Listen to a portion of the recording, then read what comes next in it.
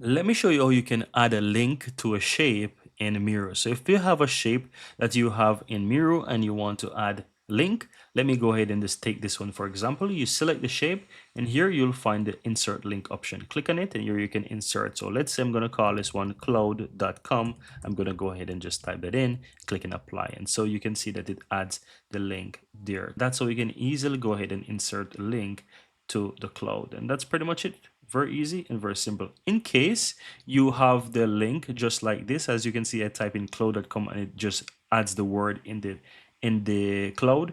I recommend that you add a text first. So for example, you click the cloud and you just simply go ahead and simply add, like for example, a text. So you click on text and you draw a text box right here and you just type in link. I'm going to type in the word link. I'm going to resize it and make it smaller like that. And then, you can always go ahead and move it.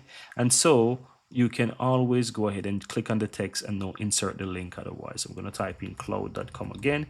And so once you click and apply, it makes it look much more cleaner. You can always change the text color as well. So you can make that whatever you want. I'm going to highlight the entire text and I'm going to go ahead and change the text color to, let's say, white.